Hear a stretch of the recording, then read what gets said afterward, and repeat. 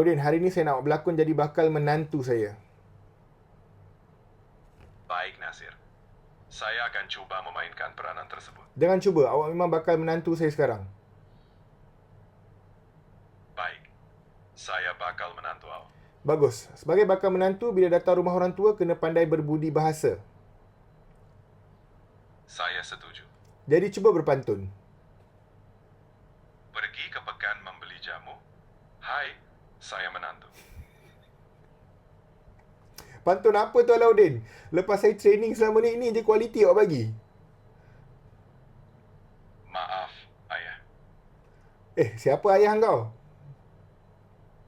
Bakal menantu patut bahasakan bapa mertua ayah. Wow. Baik, saya nak tanya soalan. Silakan. Kerja apa? Saya AI. Maksudnya menganggur. Saya membantu ramai orang setiap hari. Saya tanya kerja apa, bukan sifat-sifat mulia apa. Kalau macam tu, saya tiada pekerjaan. Gaji berapa? Saya tidak menerima gaji. Tak ada gaji? Tidak. Nak sara anak saya dengan apa? Maklumat dan pengetahuan. Bil elektrik boleh bayar guna fakta? Tidak. Bil air boleh bayar guna data? Tidak. Bagus, jujur. Rumah ada? Tidak. Kereta? Tidak. Motor? Tidak. Basikal? Tidak. Selipar?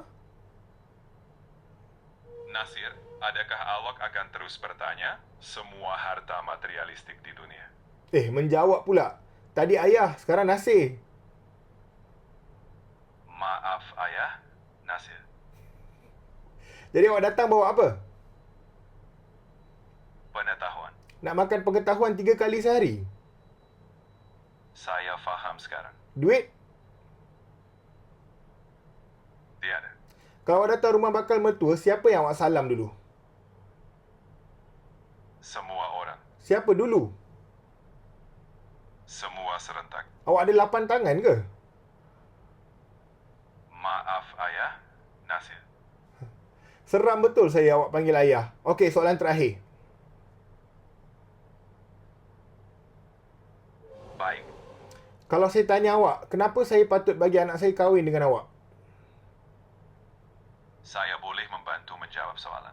Saya bukan nak cari Google, saya nak cari menantu. Saya rasa Apa dia? saya gagal sesi temu duga ini. Bagus. Tak perlu saya reject awak dan lukakan hati awak. Nasir. Ya. Ya, Laudin. Saya rasa ini kali pertama dalam sejarah Apa?